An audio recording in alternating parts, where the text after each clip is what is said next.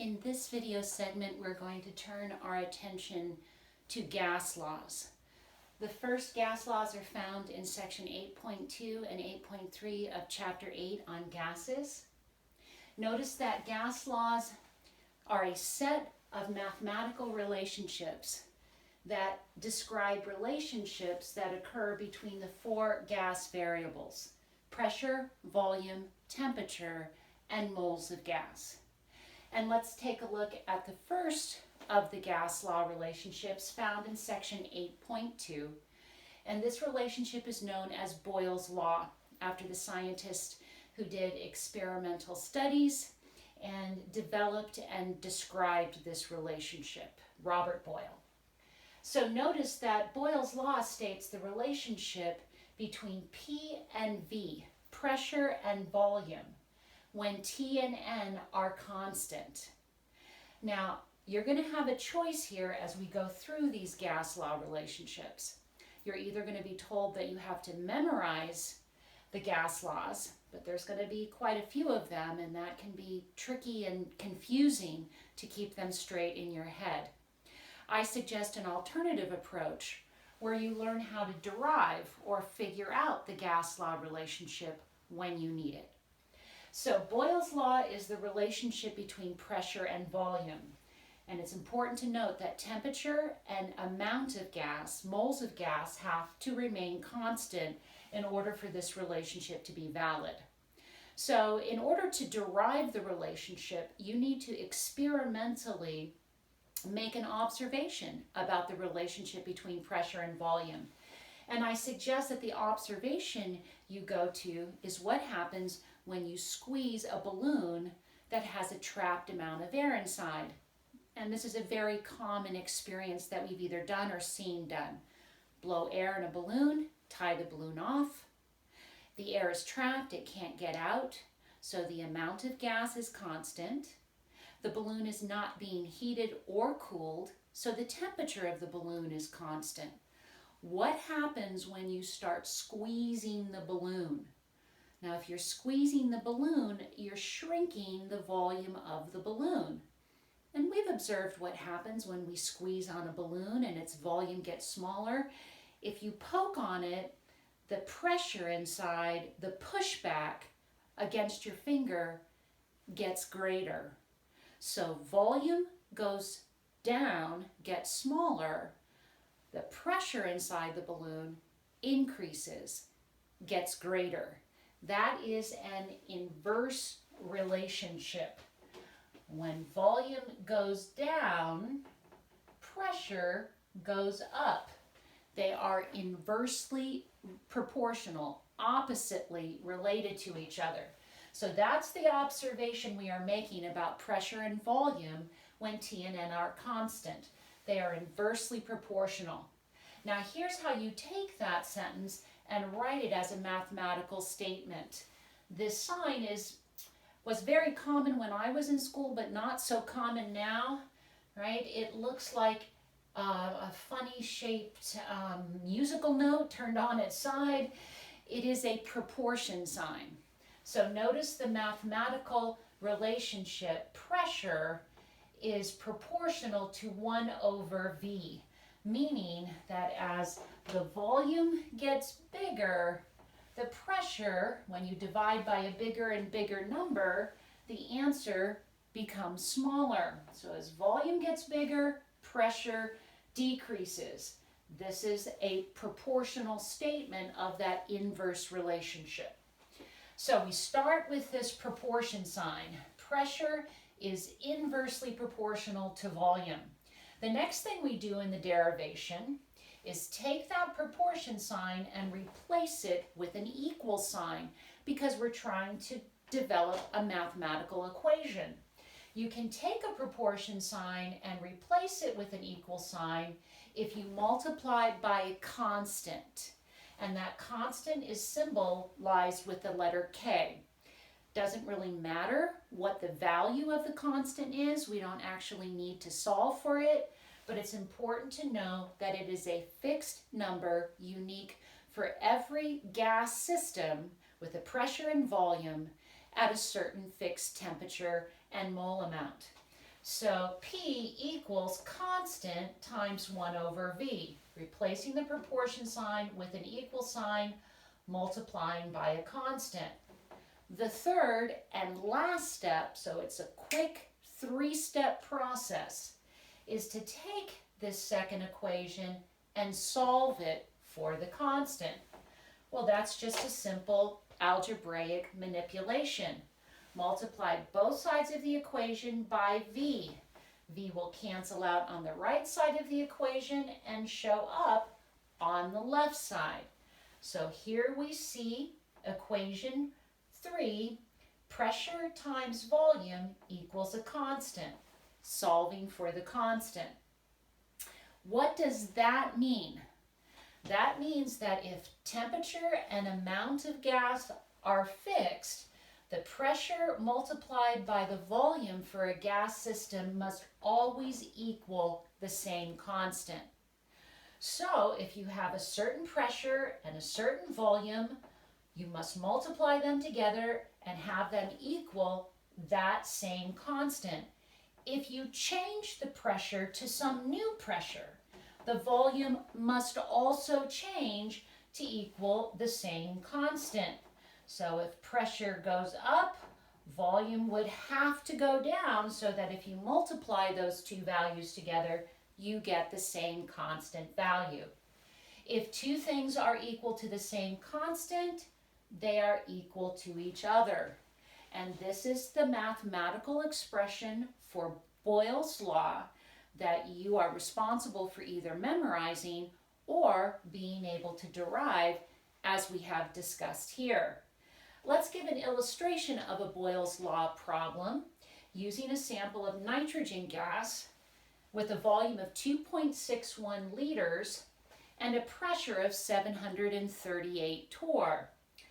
What would happen to the pressure? So what would the pressure of that nitrogen gas be? And notice a little curveball here. I've asked for a different pressure unit just to practice pressure conversions. But what would be the pressure of the nitrogen gas if the volume is decreased to 1.98 liters? So we are decreasing the volume. According to Boyle's law, what should happen to the pressure? If the volume goes down, the pressure should go up. And let's see if that's what we calculate using Boyle's law. The first thing that I suggest when you are doing gas law problems, because they involve a lot of numbers, is to make sure you read through the problem and carefully label all of the data. So the first value that I come to, 2.61 liters, is our initial volume, our V1, initial, beginning. And here is our initial pressure. So 2.61 liters of nitrogen gas has a pressure of 738 torr. So I'm labeling the pressure. I cannot stress enough how important this step is. Many students want to skip it. They think it slows them down. But it is far more likely that you make an accidental error trying to read through the entire problem and identify the correct variable from the word description. This habit here of making sure you label the data ends up being a great time saver and helps you avoid careless mistakes.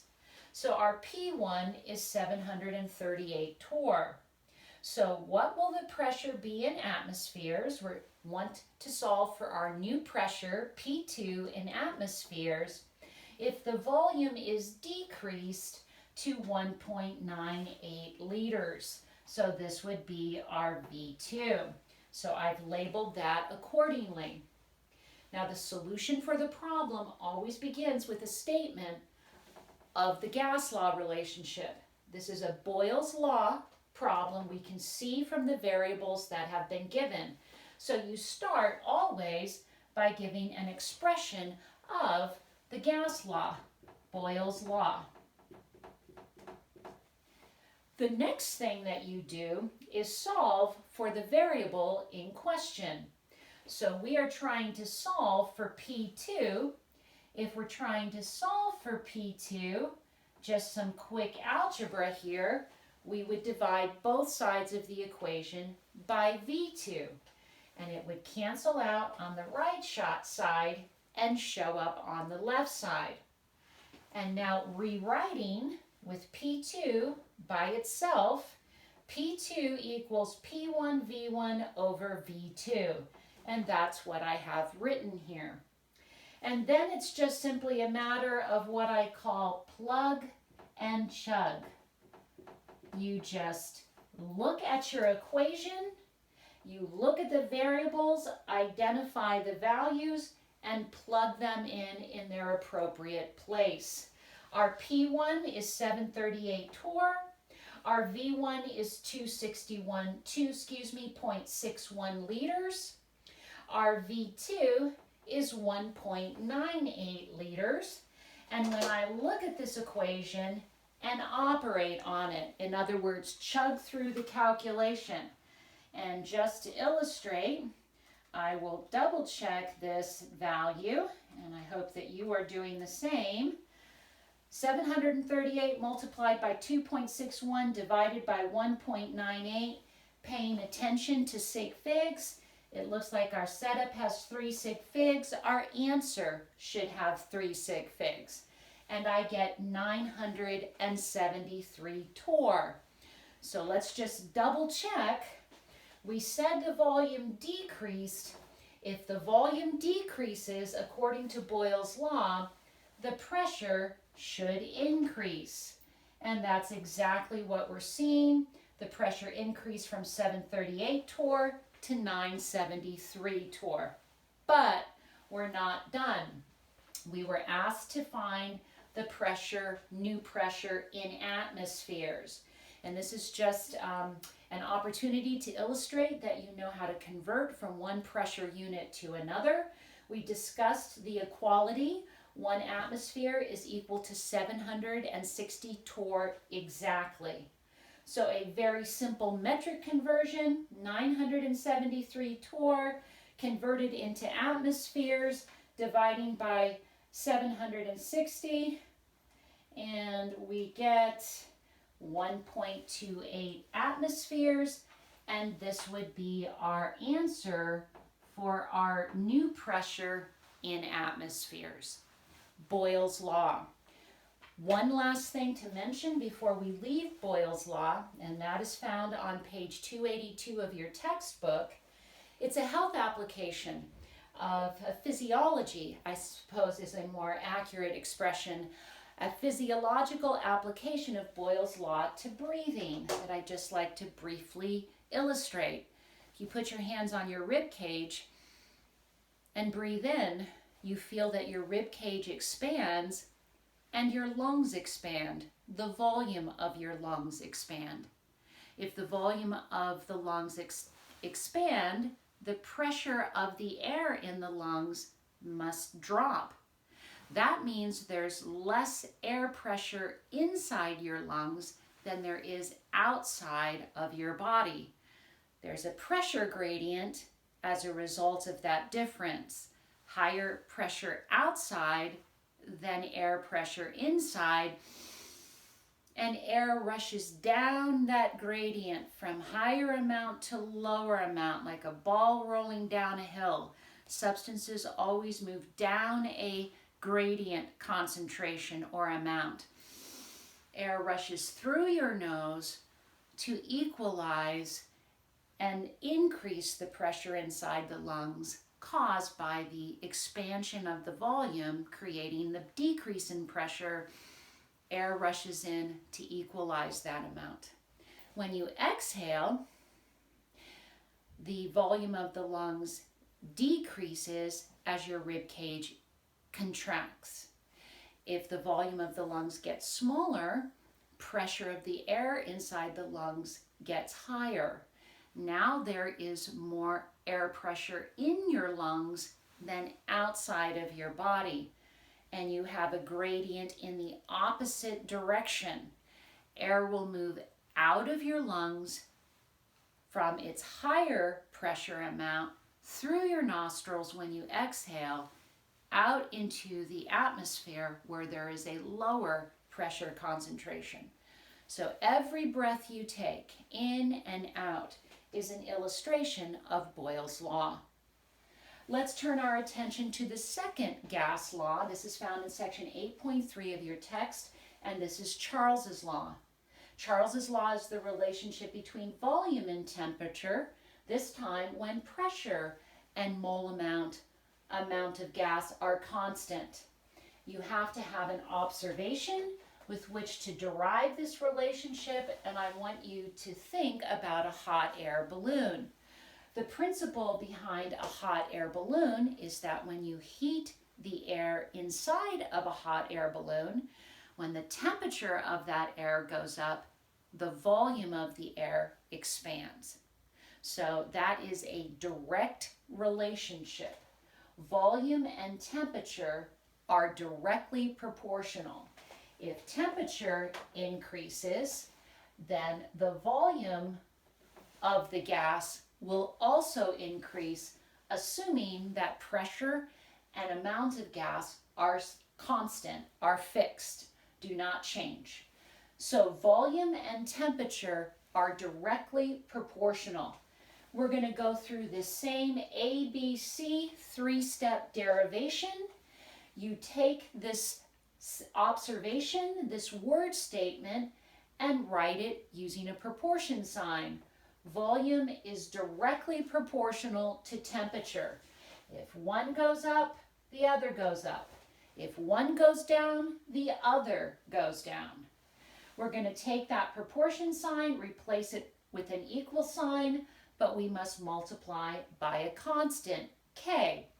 Doesn't matter what that constant is, we just know that it is a fixed number. And now we are going to solve this equation for K, dividing both sides of the equation by T. Simple algebraic manipulation. Dividing both sides of the equation by T. Temperature cancels out on the right and shows up on the left. So just flipping here, or restating I should say, volume divided by temperature equals a constant. What does that mean? That as long as pressure and mole amount are fixed, then whenever you have a gas sample, its volume divided by its temperature must equal a specific constant. If the volume changes, the temperature must also change to equal that same constant. If two mathematical expressions are equal to the same constant, and let's just emphasize the same constant, they are equal to each other. So here is the form of Charles's law that you see printed in the textbook. V1 divided by T1 equals V2 divided by T2, where 1 refers to initial conditions and 2 refers to the conditions after a change occurs. One comment, important comment, before we do an illustration. In order for this equation to be valid, temperature must be in Kelvin units. You cannot use a Fahrenheit temperature or a Celsius temperature in Charles's law. In fact, you can't use Fahrenheit or Celsius temperatures in any mathematical gas law relationship. So all gas laws require Kelvin temperatures. It's very common to be given a Celsius temperature. That is a metric temperature commonly used in the lab. So you need to recall how to take a Celsius temperature and convert it into a Kelvin temperature. We learned about that in our first unit. So let's do a Charles's law problem to illustrate. 478 milliliters of carbon dioxide gas. I see right away that's a volume, so I'm going to label this as V1, is at 29 degrees Celsius. Right away, I see my initial temperature, T1, is 29 degrees Celsius. And notice what I do. I immediately convert it into Kelvin by adding 273 to give a new Kelvin temperature of 302 Kelvin, 302 Kelvin. You want to make sure you never make a careless mistake of plugging a Celsius temperature into a gas law equation. What will the temperature of the gas have to be? And notice, unit needs to be in degrees Celsius to double the volume of the gas to 956 milliliters. So our new volume is double that of the old or initial volume. It is now 956 milliliters. What will our temperature be in degrees Celsius? You always start a gas law calculation by stating the mathematical relationship, which in this instance is Charles's law. V1 over T1 equals V2 over T2. We are asked to solve for T2. So I suggest a real quick cross multiplication step in solving for T2. If you cross multiply, you get V1 times T2 equals V2 times T1. Just again, a very quick cross multiply across the equal sign. Some basic algebra skills. So after we cross multiply, we have this equation. We want to solve it for T2. So I'm going to divide both sides of the equation by V1 in order to solve for T2. So T2 equals V2 T1 over V1, which I have written here to the far right. So here is our equation solved for the variable we are interested in finding, T2. And now comes the plug and chug. So I don't have room, I'm writing it over here, and we are taking and plugging in the data that we have labeled. Our V2 is 956 milliliters. Our T1 is 302 Kelvin. We're not making the mistake of using that 29 degrees Celsius. We will get an incorrect answer. We're plugging in the Kelvin temperature. And our V1 is 478 milliliters. Looking at the dimensional analysis, our milliliters are canceling, and we are getting a Kelvin unit of temperature, which is an appropriate temperature unit for this setup. So our unit is a unit of temperature. When we do this calculation, and just double checking again that we did this calculation correctly, 956 times 302 equals, divided by 478 equals, and I get 604 Kelvin. So let's just stop. Is Charles's law valid? Is it working here? What did we do to the volume? We increased it, specifically doubled it. And what happened to the Kelvin temperature? If the volume doubled, then looky here, the Kelvin temperature also doubled. But we are not supposed to give our final answer in Kelvin. We are asked to report it in degrees Celsius.